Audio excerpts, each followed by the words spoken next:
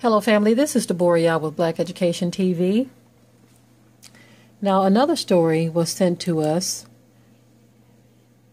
coming out of Milwaukee where a beauty supply owner, shopkeeper, whatever, and I'm going to give you the name of this place of business. He is disrespecting a black woman, and we've seen this guy before, but there is a brother who he goes to these locations and he tells them, no, you're not going to do this. You are not going to do this. It is A1 Beauty Supply in Milwaukee.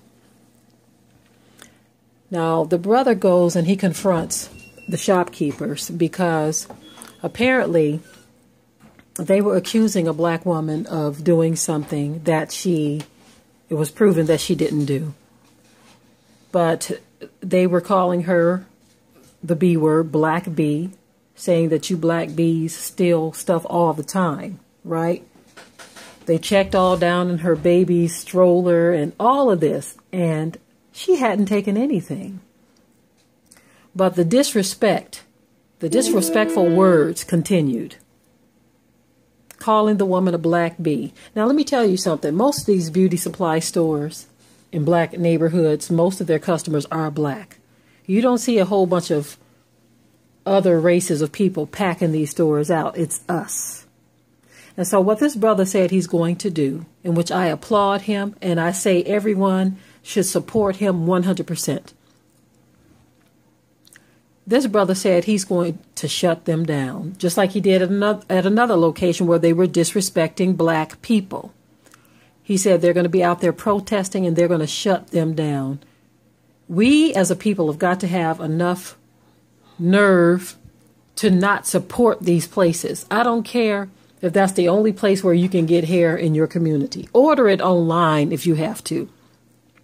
You see, but send a message to those who park themselves in your community. Understand what I'm saying here. I know that these companies online are owned by Gentiles too, but I'd rather order it online than to support these people who come into our communities, disrespect you to your face, and then take their money elsewhere. And see, if you order online, you can find black owners for certain things. I know that we don't do everything. We don't sell everything as a people, but whatever you can, order it online.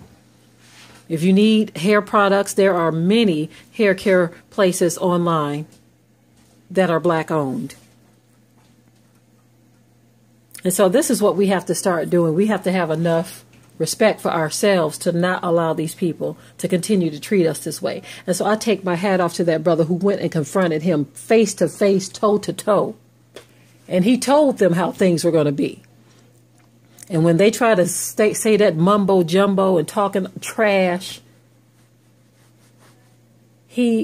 this is the second time I've seen him do this. He puts them in their place. You're not going to dictate how this conversation is going to go. I am. And he's a big brother, too. He's a big brother. And so I pray Yah's protection upon this big brother, because you know how they are with big brothers. They like to say that they're a threat. No, this brother, he is not going in there trying to start trouble. He's trying to stop trouble, the trouble that they bring to our communities, that they bring to our people. And he does it to me in a very professional way, yet stern. He goes in there with authority, male authority, and he tells these people, you are not going to treat our women and our children and our people this way. You are not going to be up in our communities disrespecting us like this in our faces. Why don't you take your beauty supply store out to the suburbs and see if they will buy your stuff? You see, everyone wants to use our people because they consider our people to be liquid money. So they set up shop right in the so-called black community. And what's funny is our own people don't even want to buy from their own. They'd rather buy from some of these jokers who come into our communities. The minute a black person try to sell a product to black people, you have other black folk talking about you trying to rob my people, you ripping us off, you using us, you pimping our people. When it's your own people trying to sell something to you that you want, it's called pimping the people, using the people, getting over on the people. But when these people of other nations do it, you run them dollars up there to massa like 90 going west. Well, I thank the Most High for brothers like this brother in this video. And if I remember, I will drop the link. But he's serving notice on these people. He's saying, look, you are not going to continue to come in here and siphon all these black dollars out of our communities, pouring it into yours, while at the same time disrespecting us. Enough is enough. We need more of our people, brothers and sisters, to stand up in this way to these people who think that the Most High is not seeing their dirty, rotten ways towards us. This is not racist talk either. Some of you think it's racist for us to stand up as long as we sitting back whimpering and crying and all this kind of stuff and saying no justice, no peace and just whining and saying, please love me, massa. As long as we're doing that, you're okay with us. But the minute we say, look, we're tired of this mess, you think it's racist. That's because you're reprobate. And it ain't nothing you can do with a reprobate mind. That mind is gone. It's finished. I love my people. And I thank those of you who share these stories with us. I wish I had time to report on these every time they came across. But as often as I can, I will. Because I need my people to wake up. If this is the equivalent of throwing or splashing cold water in your face, here it is, family. Here's another splash for you. Wake up. Ye shall be hated of all nations. That's in the word. That's what we see happening. That is what is being manifested. That verse alone should tell you who the Bible is talking about, who it was written to. Because when you look around, everybody loves Caucasians. So it ain't talking about them.